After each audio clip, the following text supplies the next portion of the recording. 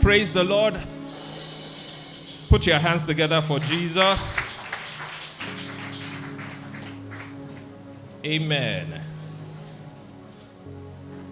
So, I'm delighted to be here. Your pastor, Damola, is someone that we worked together some time ago, and he has learned a lot. So, I don't know, he says that he wants the people who taught him to come and teach you. Well, God is the one who teaches all of us, and we thank God for wisdom. Praise the name of the Lord. So I've been told that this is a series, and you've learned about equities, you've learned about real estate, you learned about fixed income. Now I've been told to speak about mutual funds and diversification.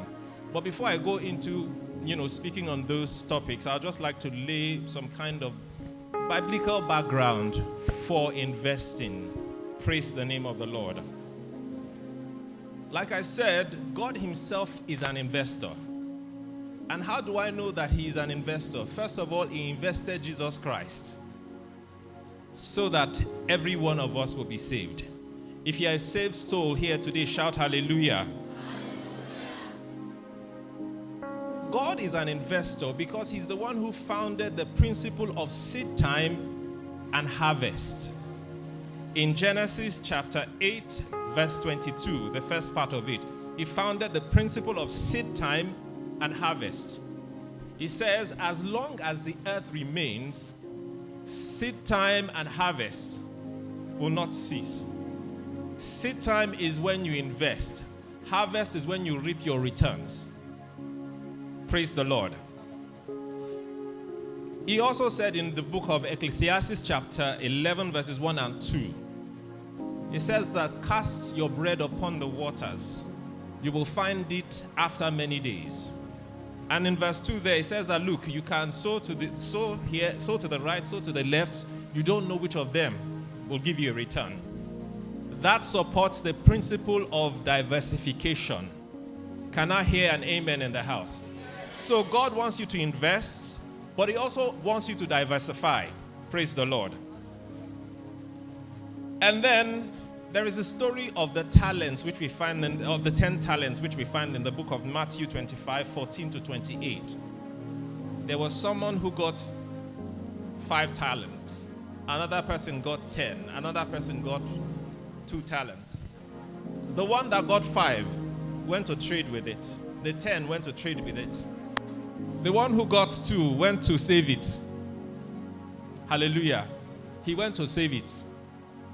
Because when the master came, he gave him his 2 talents back. At least he didn't lose the money.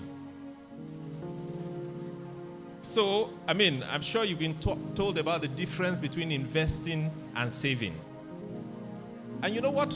When I was a child, back in those days, we have the piggy bank. Myself and my elder sister, we have competition between us. And what we do is we put money inside. At the end of a term, we break the piggy bank, and guess what we do? We spend it. You save to spend. You save without any risk attached. When you invest, there is risk attached. Praise the Lord. I hope I'm not too high level. When you invest, you take risks. The element of risk is that you can lose what you invest. You understand? But when you save, there's no risk attached, and there is no ambition to grow that money to something else. Praise the Lord. So, that's just basically trying to explain from my own perspective what the difference is between saving and investing.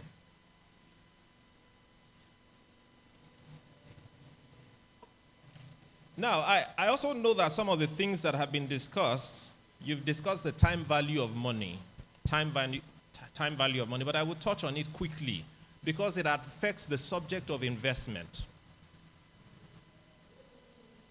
I don't know how much they sell Indomie noodles in the market now. Okay, I'll use egg. For instance, I just found out a few days ago that one egg is now 100 naira. In January, it must have been like 70 naira. You understand? So if you had 70 naira in January and you wanted to buy egg with it, you could buy it. If you have 70 naira today, you can't buy one egg. That's the time value of money. That's what they call inflation. Basically, what inflation does, it reduces the power of your money. It reduces what your money can buy. It reduces what your 1,000 naira can buy. That's what inflation does. And you know what? You always have inflation. Again, let me give you a pointer here. Inflation is important to the subject of investing. And I'll quickly tell you what it is. If you're investing money and maybe you're getting a return that is lower than inflation, you're making a loss. Can someone hear me? If you're investing money, you're getting a return that's, say, like 10%. You understand? Your return is 10% and inflation is 15%. You know what you have done? You're losing money. If inflation is 15%, say over a period of 1 month, which means your 1,000 naira that you had at the beginning of that month comes to 850 naira, at the end of that month. That is what it is. Now, if you take that 1,000 naira at the same beginning of the month and you invest it for 10%, you understand? In your mind, you have 1,100. When you factor in inflation, you say 1,100 minus 15%. Please, can someone do the maths for me? 1,100 minus 15%.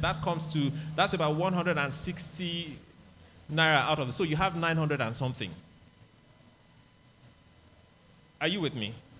You're getting my maths. You have about 900 and something. It's not worth the 1,000 that you invested. That's basically what I'm trying to tell you.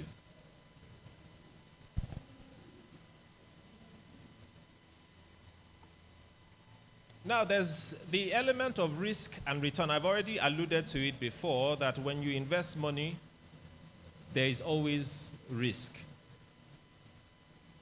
Now, what tends to happen to most of us today is we invest. When we invest, we look at the return alone. But risk itself is very, very important, because if you invest looking at the returns alone, what would happen? If that money doesn't generate a return, you could lose all your money.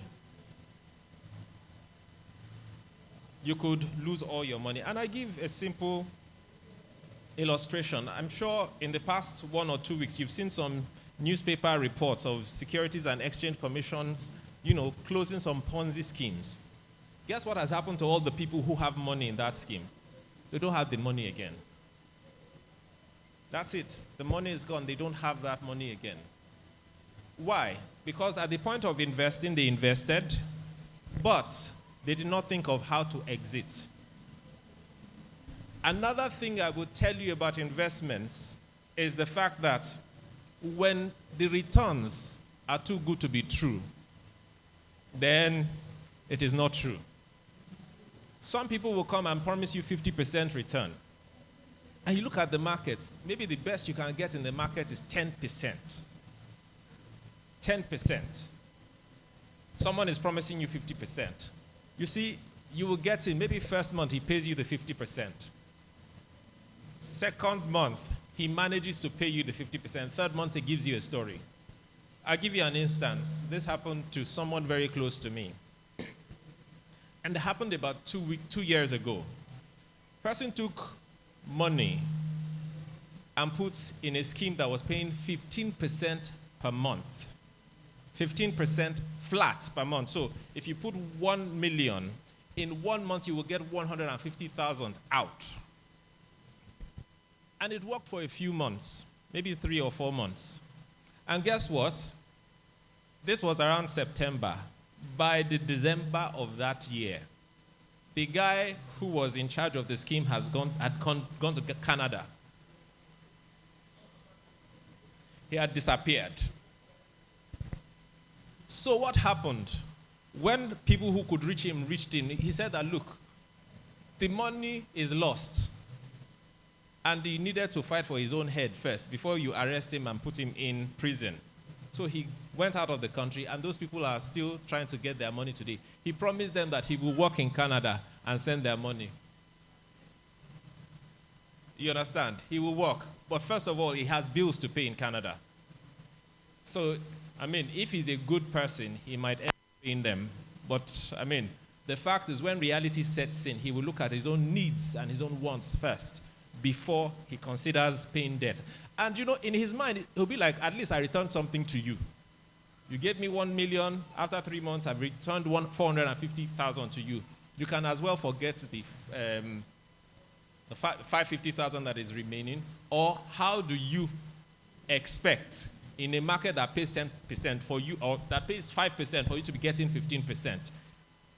You understand? It's simple logic. So we're not yet talking about the question of diversification yet. We will get there. So we've talked, and then I know you've talked about sources of investable funds. Sources of investable funds. Where do you get money to invest? And some of those sources, your personal savings, gifts, donations, inheritance, disposal of assets. But I'd like to add one thing. You can get investable funds by borrowing. I know, yes, we will talk about, the Bible says, don't borrow, owe no man, and all of that. If the borrowing is for consumption, no, don't touch it. But if the borrowing is for business, and you know that the business can pay back the borrowing, then you can do that. And I'll give you a live example. This is something that, I'm doing with a client. This client is someone who's very knowledgeable about the equities market, but he didn't have a lot of money to do the investments he wants to do. So he came and he said, give me 200 million. And this was sometime last year. And we gave him the 200 million. And he started to invest. He was very strategic in what he was investing in. He had stocks that he was investing in. He wasn't investing in the whole market. When you invest in the whole market, you know what you are doing? You are gambling. And let me just state here that when you are investing, don't gamble. Be very strategic. Calculate your risk. I'm not going to tell you the stocks he invested in. If you need that information, you can come and meet me for advice afterwards. But he invested, and I can tell you that in a space of 12 months, he doubled the money. But it was hard work. I know this man very well. I go to his house. He will sit at his table in the morning as if that is his office that he's resumed at. Why does he do that? The Bible says where your heart is, where your treasure is, that is where your heart is. This man knows he has borrowed 200 million. If he fails, I will take his house. I mean, that's what lenders do. You borrow money and you have collateral. Once you feel like this, we collect the collateral. We're not mean people. It's just the agreement. So when you're going into an agreement again, especially investment agreements, look at the details. Like they say the devil is in the detail. Look at the details. I'm telling us this as young people because I don't want us to assume that, it's a piece of paper, I'll just sign. Any document at all that is given to you, especially one that involves you putting your signature or saying yes to it, make sure you read it line by line. Line by line. Before you put your signature. You know what it means? Once you put your signature, you are saying, I agree. So when they come at the end of the day and say, did you sign this? You say, yes, I signed it, but I did not know that. That's no longer relevant. It's no longer relevant at that point. What is important is you agreed. Praise the Lord. Praise the name of the Lord. So you can use debt to finance investments, but you cannot use debt for consumption. Understand the difference between the two. Debt for business is different from debt for consumption. And what is debt for consumption? You spend tomorrow's money today. That is what it is. Oh, I want to buy a car. And I'll give you an instance of someone, a young person too, who took a credit card from a bank and went to buy a car with it. I like to give live examples. Credit card from a bank, went to buy a car with it rather. You know, he had problems because the bank started to collect their money from his account. Once they pay salary like this, the bank will collect their money quickly. But when you buy a car, don't forget that your bills have increased immediately. How? You have to fuel the car. You have to pay the mechanic. So, this is somebody who wasn't thinking of the expenses, the cost of running a car, who went to get a loan to consume on the car. But you know, if you buy a car today and you want to sell it tomorrow, let's assume you got it for 1 million today because you have used it for 1 day. The next person who wants to buy it from you will tell you that, look, I will pay you 950 because it's a used car. It's a second-hand car. Now, I'm not saying it's not good to buy a car. You understand? And I'm not saying it's not good to live well. I mean, those are good things. God wants us to live well. It's just that do not consume your seed. Do not consume your income for tomorrow. I just need you to tell someone, don't consume your future. Don't consume your tomorrow's income today. Yes, don't eat your future today. Thank you for that. A lot of people do that. And that's the result of borrowing for consumption. Now, can someone please turn with me to the book of 2 Kings, chapter 4, verse 3.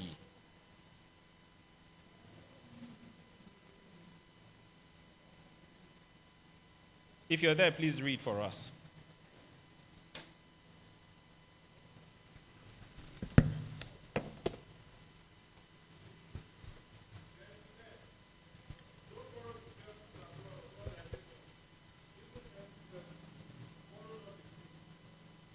Continue, please.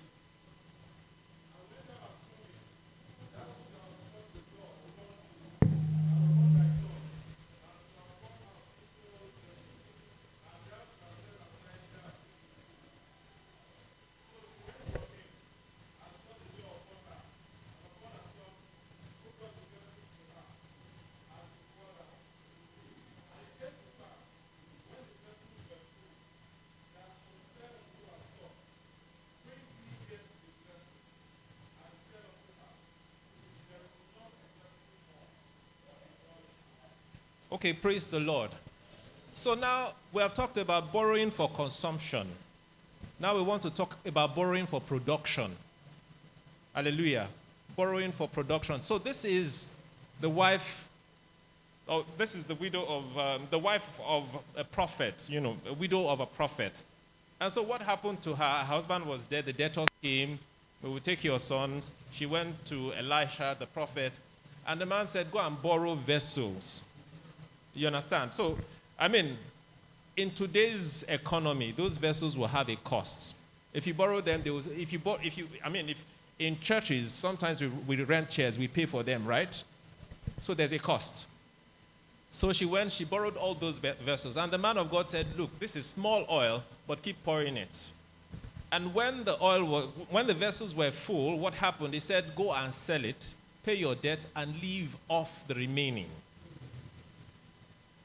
She borrowed for production, not for consumption. That's one lesson there. The other lesson is, you really want to make money, set up a business. Hallelujah. If you really want to make money, enough money to invest, set up your own business. And don't just set up business for the sake of, everybody's setting up a business, so I'm joining them to set up a business. Set up a business that provides solutions. You understand? Business that provides solutions to people. If you're not solving any problem for anybody, you have no business being in business. I say it again, if you are not solving any problem for anybody, you have no business being in business. So, one of the fastest way to make money and to be really rich, if that is your ambition, is to set up your own business. And look at it, the richest people in this world, they are business owners. Let me tell you one deceit of the salary that we collect. They only pay you enough to keep you coming back. Do you agree with me? They pay you enough to keep you coming back in the 30-day cycle.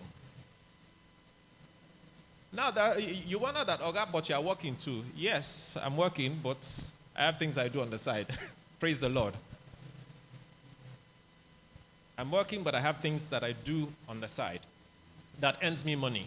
Praise the Lord. So, that's the deceit of a salary.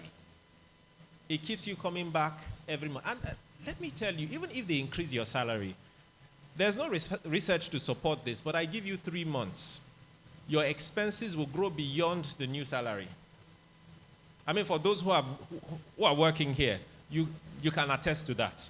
In 3 months, 90 days, you will find that somehow your expenses grow beyond your new salary.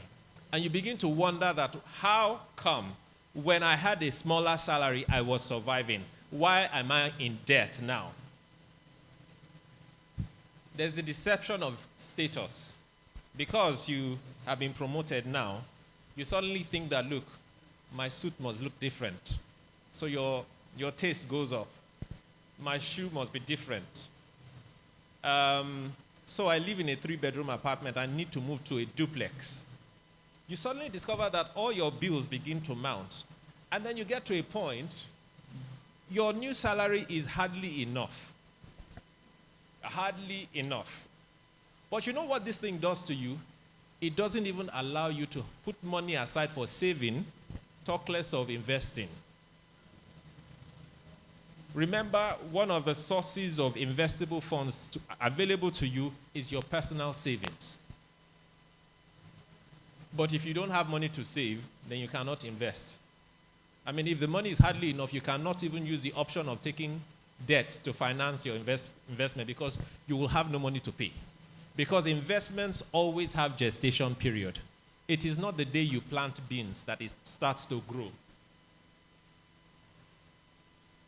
And depending on the type of investment you are making, it has a different gestation period for every type of investment. So for instance, let's say you want to build a house. It takes time to build a house. By the time the fastest builder will probably build in 6 months. But in those 6 months, you will be investing every single day. And then, when you are done building the house, you need to get a tenant in to start paying your rent. But I pray that you get a good tenant that will pay rent. Praise the Lord. Praise the name of the Lord. I'm sure you've also talked about factors that you consider before you invest. I want to introduce something that is called the investor's life cycle. I know some of the factors you talked about, your age, your income, your risk appetite, and the investment environment. But let's introduce something that is called the investor's life cycle. And it's simple. It just tells you that as a young person, you can take more risk. As somebody who has children, who has started to pay school fees, you need to begin to reduce the risk that you are exposed to. And I said to you, risk is the probability that you can lose all of your investment. And then, as you get older, say you are 60, 70, you don't want to have high blood pressure because you've lost money. So you begin to reduce the risk to the barest minimum. Praise the Lord. So, that simply is the investor's life cycle. And when we look at the investor's life cycle in investing, a younger person who has just started out in life can take more risk by investing in the equities market. And why the equities market? That is some of the most volatile type of investments that you have. Some months back, if you follow the Nigerian Stock Exchange, Airtel stock was about 800 naira. You understand? Airtel Africa was about 800 naira. And then suddenly it moved to 1,400, 1,500. That's almost double. You understand? That's a good example. Let me give you a bad example. About 3 years ago, Nigerian breweries, and I'm sure we all know Nigerian breweries very well, the stock price was over 120 naira. Go and check it today, it's about 44 naira. So anybody who bought at 120 naira just 3 years ago would have lost about 67% of their investment today. So if that happened to an old person, who is, who has high blood pressure, and he sees that, I have 100 million, and suddenly becomes 33 million, you know that's the fastest way to the emergency ward. So, I think let's go now and talk about the question of diversification. Why do people diversify? I've said to you from the Ecclesiastes that we read that even God supports diversification. Can we read Ecclesiastes chapter 11, verses 1 and 2 again?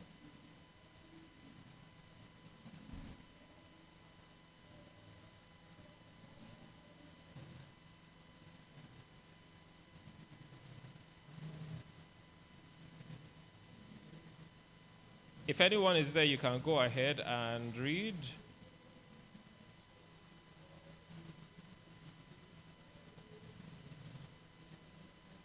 Okay, so I'll read from my version of the scriptures here. I'm reading from the New International Version, and it says, "Ship your grains across the sea. After many days, you will receive a return."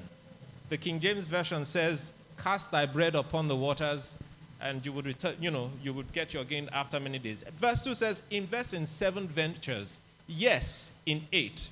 You do not know what disaster may come upon the land." This is the basis of diversification. The fact that one investment can go bad means that if you have multiple investments, not all of them will go bad at the same time. You understand? Not all of them will go bad at the same time. So, if one goes bad, you know that the other one can cover. That's the underlying basis for diversification. If we want to talk about it from a finance perspective, we'll be talking about portfolio theory. I don't want to bore us with the details of that. Modern portfolio theory. But I don't want to bore us with the details of that. Again, there's another view to diversification, which is, if you can put your 1 naira in a particular investment, why can't you put your 100% in it? But you can only do that kind of investment if you are very sure that this investment will return something positive. If you are not sure, then you need to diversify. But again, let's be careful with diversification. I've said that, look, some people, they take money and they invest in everything that is available on the stock market. You know what that is called? Gambling. You invest in everything. There are about more than 100 stocks on the Nigerian Stock Exchange. You buy everything into your portfolio. That is gambling. You don't want to gamble. Before you invest in a single stock, you take the financial report of that company. You study it from end to end. You go to the newspaper. You check news items on that particular stock. You study it. You do your calculations. If I invest now, what kind of returns am I supposed to get? And I tell you a simple secret. The risk-free rate is what, I don't know, do we know about treasury bills? I'm sure it's one of the things we've talked about. If you invest in treasury bills, whatever rate of return you're getting, that is known as the risk-free rate. That means the amount of money that you will invest and you can go to sleep because you know that you're investing with the government and the government will always pay. Why? Because they can print money. Even if they don't have money in their coffers, they'll just go to the security and the mint company and say, just print naira. And this is a digression. I think they have done that some 2-3 years ago. That's why we're seeing the kind of inflation we're seeing today. You understand? But of course, that's off record. So, if you lend to the government, that is, you're lending at a risk-free rate. If you're going to do any investment after the risk-free rate, there has to be a risk premium. The riskier the investment, the greater the risk premium. Do you agree with me? The riskier the investment, the greater the risk premium. So let's say government treasury bills is at 10%. And then a company comes and says, I'm issuing a commercial paper, which is like treasury bills issued by a company. The company cannot come and tell you that we will pay you less than 10%. Why? Are they the government? Do they have the mint, or do they own the central bank? No. So you begin to see how to channel your investments and what kind of returns you should expect. If treasury bill rate is 10%, then any other company within Nigeria that is issuing a commercial paper must pay me more than 10%. You understand? Because commercial papers, they're really not secured. I mean, if you know that if that company goes bad, your money is gone. So there has to be a risk premium. And that delves into the risk-return equation. Now, if you want to invest in something riskier than a commercial paper like equities, your rate of return is measured by what is called your dividend yield. If a company does not pay dividend, what are you doing buying the stock? Except you can ascertain that there will be capital appreciation. I mean, those are the two ways you make money from investing in equities.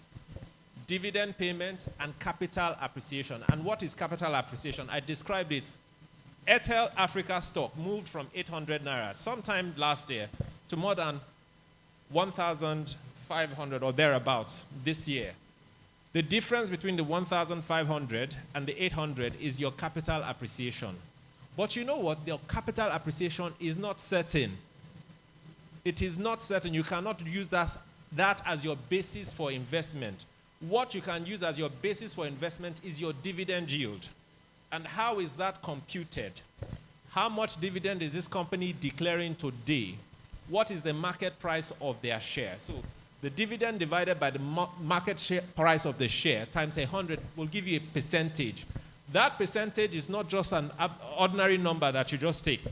You compare it to the risk-free rate, which is the treasury bill.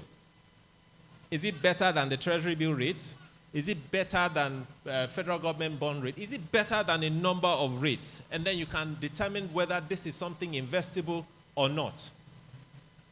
Otherwise, you could just be dashing them money. So we're talking about diversification. Now, when you want to diversify, there are a lot of things that you look at. You want to do a thorough review of the economy and see which sectors of the economy will make money. So last year's budget, the federal government came and said they were going to do a lot of infrastructure projects. As an investor, you know what I did? I bought WAPCO shares. I bought Dangote Cement shares. I invested in the building sector. Anything that had to do with the building sector, I invested there. And then they also said some other things about some other sectors. So I looked at the sectors that will generate money. Because, you see, when you're investing, you know what they say? There's this term in finance, they say, follow the money. Follow the money. If you want to make money, follow where the big money is going. That is where you make money. So if government is saying in a year, we're doing more of infrastructure, you know that companies that produce rod, steel companies will make money. Companies that produce cement will make money. Companies that produce aluminum for roofing, they will make money. Companies that produce wood, you know, you use wood in building, they will make money. Companies that are into quarry business, that crush stones that are used in concrete, they will make money. If those companies are listed on the exchange, then you can do that. And then, you know, I also said that you can also start a business. If you have opportunity to start a business in some of these sectors, you can start your business. So we're talking about diversification. And I'm saying that when you are... So I talked about I don't know if I've talked about the exchange rate, the Naira-dollar exchange rate. I don't think I've talked about it. In 2019, the Naira-dollar exchange rate was 360 Naira thereabout to $1. How much is it today, please? Someone tell me. Pardon me? Let's assume 600. So that means that Naira has lost about 240 Naira in value. 240 divided by 360, that's about 67% of the value of the Naira is gone. So if you had 1,000 Naira in 2019 January, it's only worth about 300 Naira today. You understand? But you can diversify your portfolio by putting some money in another currency that will not lose value, or that doesn't lose value as much as the Naira. You can diversify into the US dollar, into the euro, the British pound, or some other currency that you feel is a strong currency. So for instance, in January 2019, if you had $1,000, at 360, you had 360,000 Naira. If you had that $1,000 today, how much is it worth? 600,000 Naira. I mean, quite easily demonstrated. So for a wise investor, what you want to do is you want to put your money in different investment vehicles so that, I mean, if one is not doing well, the other one will cover for the loss. Are you with me? Look at different investment vehicles and put your money there. You can also invest in real estate, and I'm sure you've talked about real estate. So, I mean, I find, again, I have another client, an elderly man, and during the lockdown, guess what he was doing? He was building houses. So by the time lockdown was over, he had built 2 new houses. And what did he do? He was invested in treasury bills, and treasury bill rates started to come down from a high of about 20%, and it came to like 1% at some point. And what did this man do as his maturities were coming in? He took them to go and build a house. He still had money in the stock market. He had houses. And you know, the thing with houses is you can collect rent, or you can wake up one day and say, I'm selling the house. The thing with real estate, it keeps appreciating. It's a very good store of value. I give you an instance. I lived in a house, and some time ago, and when I looked at the date the house was built, I mean, that house must be anywhere between 30 and 40 years. And I look at how much would have built that house back then. Maybe they built it for $1 million, 2 million Naira, and there are 4 apartments in it. But you see, at that point, each of us was paying around 700,000, 800,000 for each of the apartments. In 1 year, I mean, let's assume that nothing else was done on the house to, improve it. That man has made the money that he spent building a house 3 times. And it will continue until maybe one day he decides to sell it, or maybe something happens. Now, if you are investing, make sure that you have insurance as part of your portfolio. I mean, it's the question of the house that put that in my mind just now. I mean, you could have a house standing for 20, 30 years, but it could be gutted by fire. If you have insurance as part of your portfolio, you know that loss, I have transferred it to somebody else. And that brings us to our next point, which talks about derivatives. In Nigeria, we really don't have derivatives. But what are derivatives? They are structures that help you to transfer risk to somebody else. That's what they are. There's a risk, so it's a form of insurance. You just transfer the risk to somebody else. So if the risk crystallizes, you are not the one bearing the risk. And I'm trying to think of an example. So say, for instance, now, I asked this young man here to sell me USD today. You understand? And I tell him that, look, you will buy back the USD from me in 3 months, but we'll agree the price today. You understand? So let's assume that the price is um, 600 naira today, like we've been assuming, in 3 months it goes to it goes to 620, but you have agreed 650 with me. You know you have to pay me 650. You understand? Even though that money is only worth 620 in the market. That is the kind of thing derivatives do. So, another thing that derivatives are used for, especially in commodities businesses,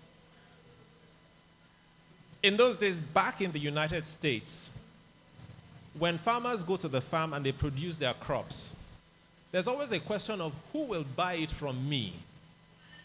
Sometimes the harvest may be plentiful, so the prices come down. And they know that when the prices come down, they make less money.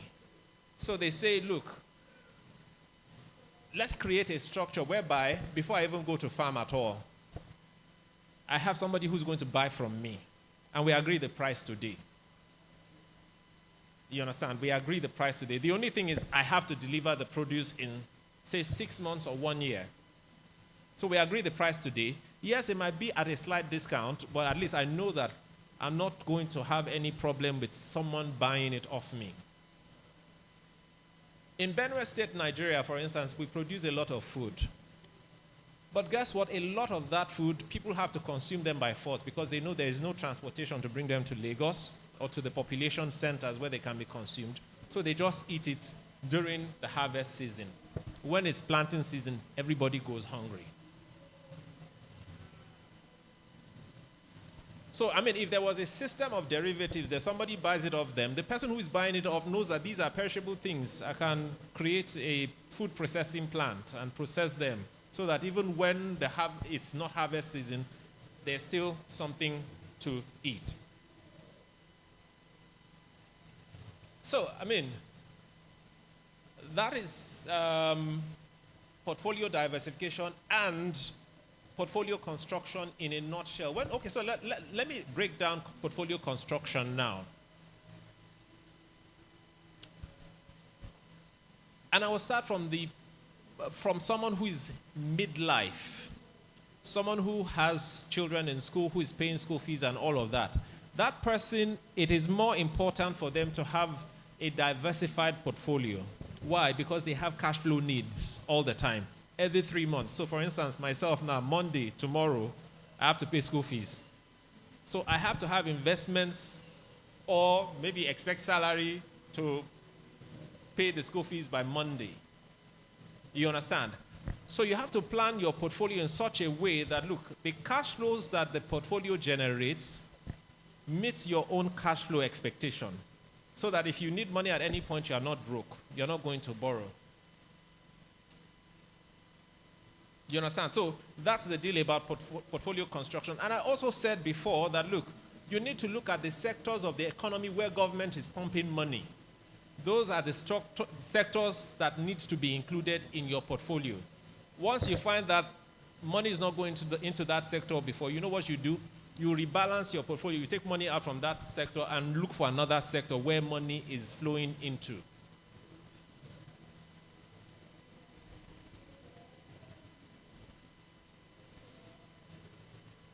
I think, so I have 10 minutes more. I will just touch on one more topic which has to do with the subject of trust. I think this subject is better suited for people who are lawyers because, I mean, they're the ones who work more in trust business. But what a trust is, and, a trust is transferring assets to somebody to manage on your behalf. You understand? Somebody who has a fiduciary responsibility. I don't want to use too much grammar, but, I mean, like the name implies, it's a trust relationship, someone you can trust, who has a responsibility to manage your assets by law. And usually there are trust companies and there are lawyers who can act as trustees for you. Now, the reason why you transfer assets to a trust, can be varied. Some of the reasons could be, I have children. And, when I grow up and, we go home, I want my assets to be in one pool and to take care of my children, my beneficiaries. It's a sort of insurance for the people that will benefit from it. So I will not talk too much on that, and I think I have about 10 minutes more. I will round up now and take questions. I believe I'm in order, Pastor. Thank you.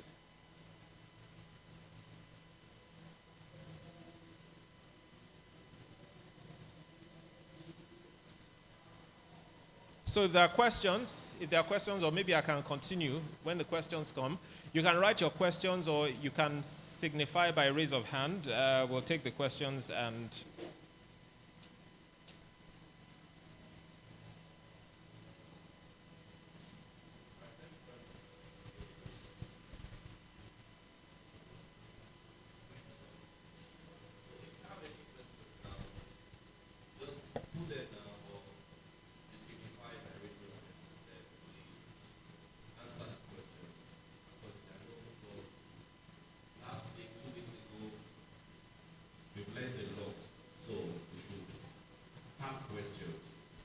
People met me after the service last week to ask one or two questions, so I believe we have people here that can answer the questions adequately. So if you have questions, just signify or you put them down.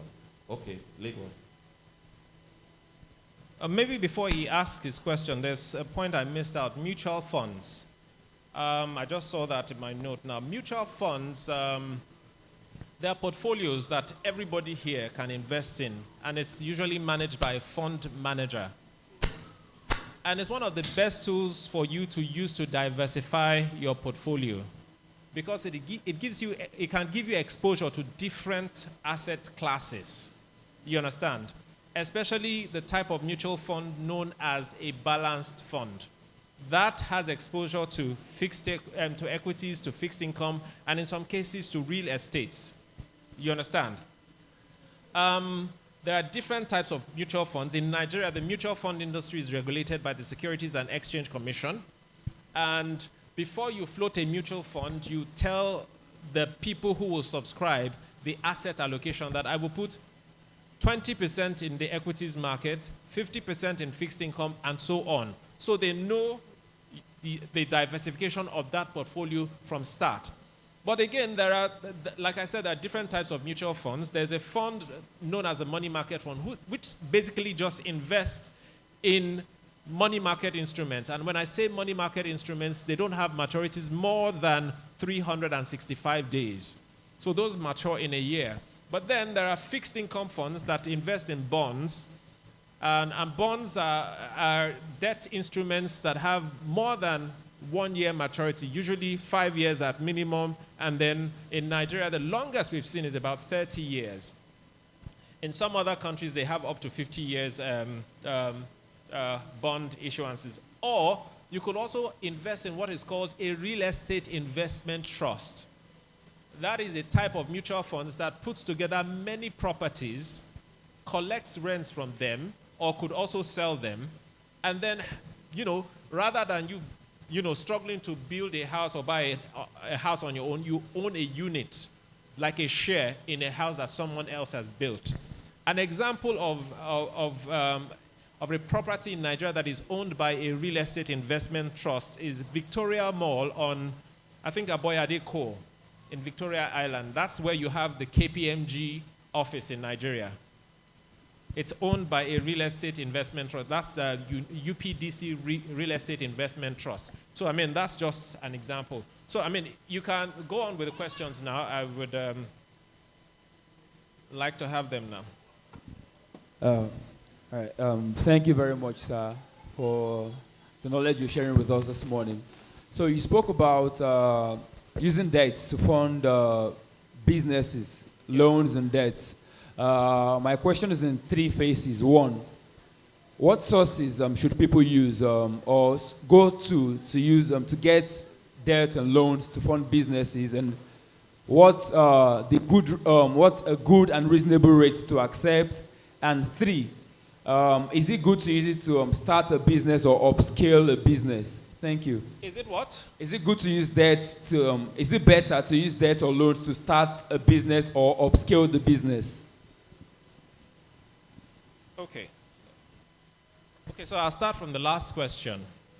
Is it good to use debt to upscale a business or to start a business? If you ask me, most people will not give you debt to start a business.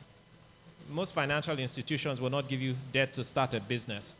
The people who are likely to give you funding to start a business will be venture capitalists. You understand? Those are venture capitalists.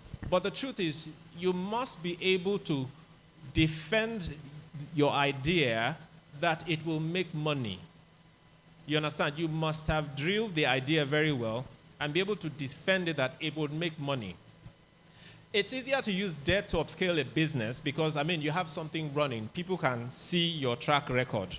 So they can say, okay, on the basis of what you have done, we can give you debt to upscale the business. That's a lot easier because you have records, you have accounts, you have most of the things they will ask for. But if your idea is on paper and you ask somebody to give you debt, they will ask you, Oga, how do you intend to pay? And they will ask you, for most people who seek debt for business, there's also always the question of, are you going to have a skin in the game? And what that means is, if we're giving you money to do this business, how much of your personal money is going to be in that business? That helps them to be assured that since you have a stake in the business, you will pay more attention to the business.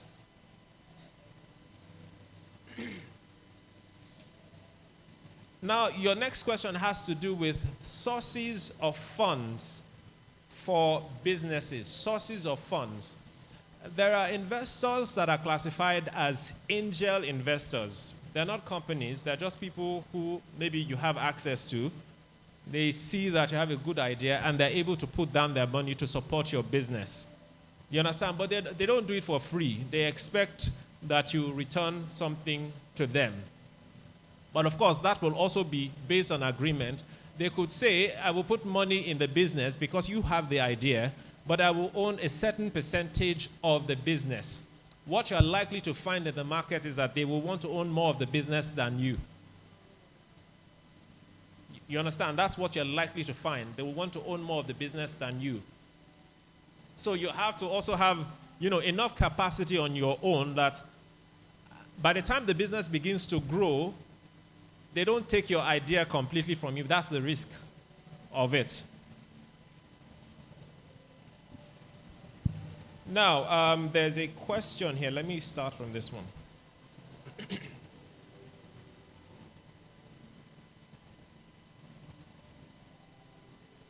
So this question says that does an art gallery opening provide solution for someone, excuse me, or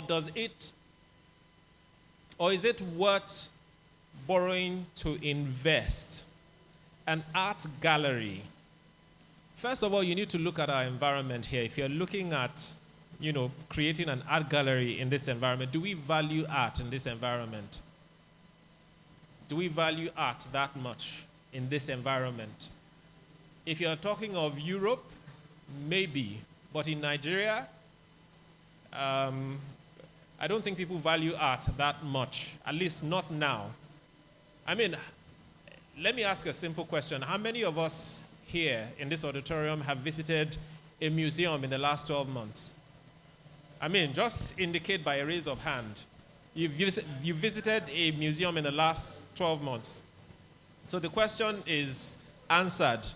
If you have not visited a museum in 12 months, maybe not in the Nigeria of today, maybe sometime in the future, if you see that there's more appreciation of art.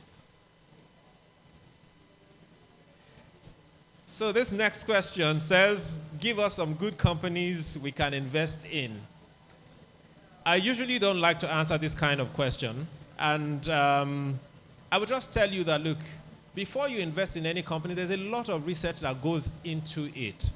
If I name a company now, the parameters that affect that affects investment, they change on a daily basis. So if I name a company now, you go and invest, you say, is that man that came to our church that said...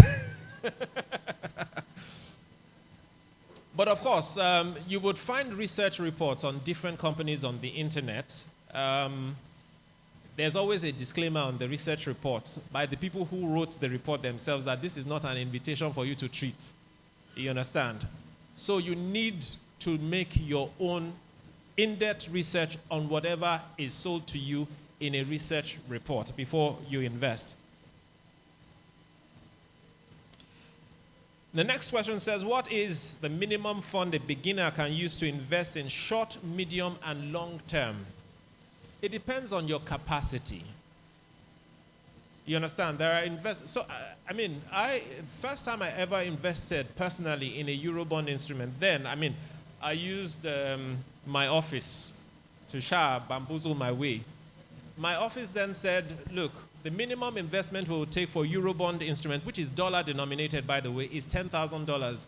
I didn't have $10,000. I had only $100. And I went to meet my boss. Oga, I work in this place. This $100, I don't want to spend it. Invest it. The returns at that point was very minuscule. Maybe $4 per year, or $4 every 6 months, $8 per year. It didn't make a lot of sense. But, once I got that opportunity, I started to build it with every other $100 I got. And, the returns started to grow.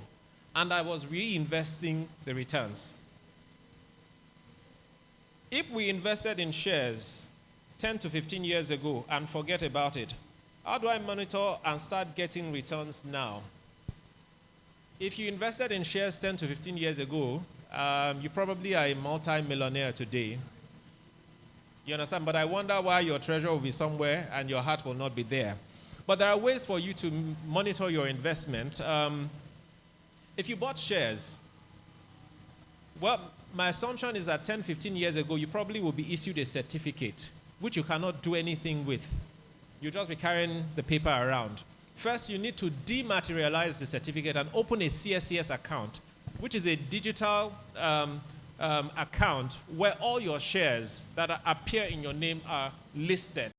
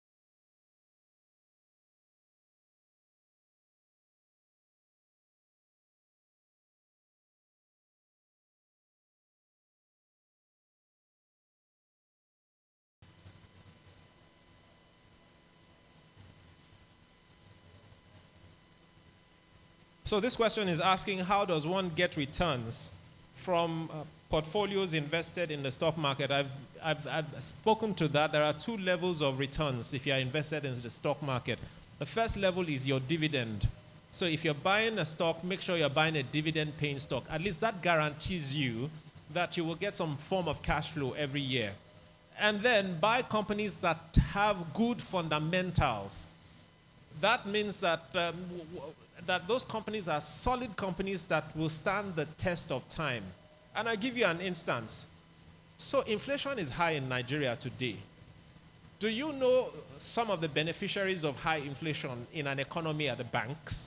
Because you now spend more money, and guess what? Their fees are based on how much money you spend. Am I correct? The banks, you spend all your money through the banking system. So you want to buy gas, you want to buy rice, you want to buy whatever. They charge you a fee for every transfer that you make. Especially those banks that have a large customer base. It means that more people spend more money through them, and then they can earn more charges. So, I mean, they're benefiting from this. So, I mean, you might consider the banks. I'm not naming any bank anyway.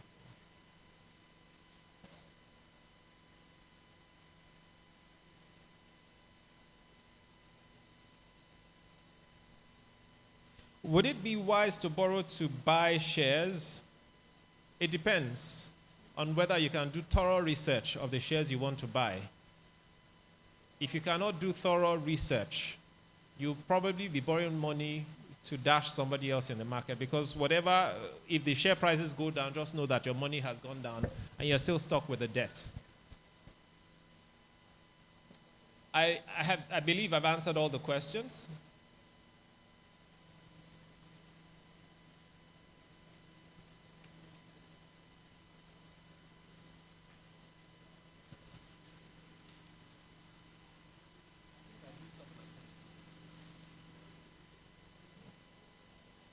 So this question says, please, can you give an estimate of a land or house value a salary earner of 450,000 naira per month can get through mortgage for around 10 to 20 years? So land and house value depend on the location. In the real estate market, it's all about location. I mean, with this salary, you shouldn't be expecting to get a house in Lekki, because land in Lekki alone is, or maybe you shouldn't be, in Victoria Island, I know a plot of land goes for at least 1 billion in Victoria Island, at least 1 billion. If you are talking of Lekki, you'll be talking of anywhere between 200 and 500 million. So, I mean, it depends on the location you select. I mean, for a person on this kind of salary, what you can do is, you can get the land in a far-off location. You can get as many plots of land that you want. I mean, this is just my personal advice. But make sure you secure the title to your land.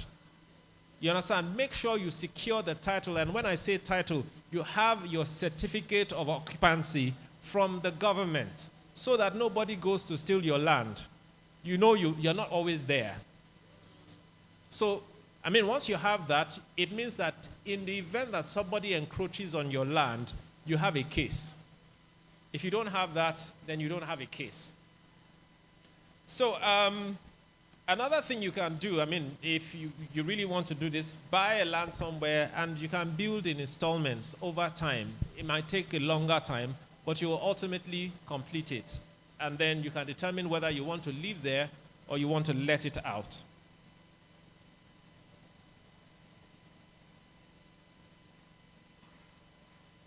When is the best time to pull the plug on a bad investment?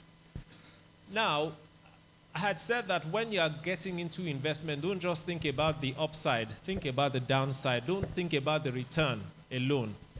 When you're getting into any investment, set a stop-loss value or a stop-loss price. That, look, if this share loses 20%, I'm selling it and I'm moving out.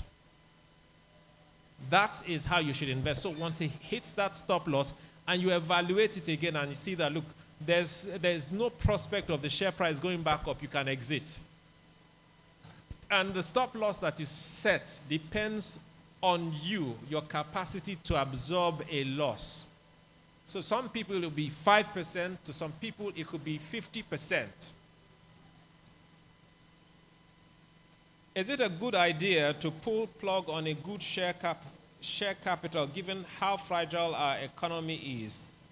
More like cashing out. Again, that depends on what you want to do with the cash or the proceeds of cashing out. I mean, okay, so let's look at the stock market this way.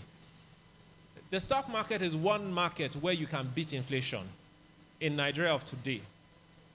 I mean, there are some stocks on the Nigerian Stock Exchange today that have done more than 50%, and inflation is 15.97 or thereabout. If you have a return of 50% and inflation is 15%, that tells you that you have made a positive return of 35%. You understand? So, I mean, if you can enjoy that kind of return, well, all well and good. I mean, you're beating inflation. The other thing is, if you cash out, what do you do with the money? Because remember that once you get converted to cash, inflation is pursuing the cash. So you might say, I'm cashing out, I'm putting it in USD to preserve my value. I mean, you're hedging against currency devaluation. So that's another choice. So I think I'm done with all the questions. Thank you very much for having me. Let's rise up and give thanks to God.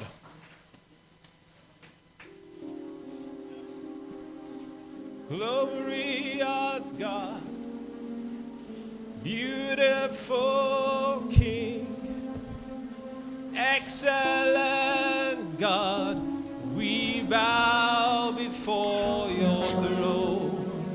You're the glorious God, and you're the beautiful King, the excellent God, we bow before your throne. We bow before your throne. Beautiful King, excellent God, I bow before your throne. We bow before your throne. We worship at your feet. Worship at your feet. Yes, we bow at your feet, Lord. Bow before your throne. You are the glorious God. Father, we want to thank you for this morning. We want to thank you for the knowledge about investing. We want to thank you for all that we have heard, the Bible perspective of it and the secular perspective of it. We ask and we pray that this knowledge will benefit us in Jesus' name. From today, we'll begin to invest like knowledgeable people in the name of Jesus. Whatever we lay our hands upon shall prosper in the name of Jesus. We will not make wrong investment choices in the name of Jesus. Thank you because you are good, Lord. In Jesus' mighty name we have prayed.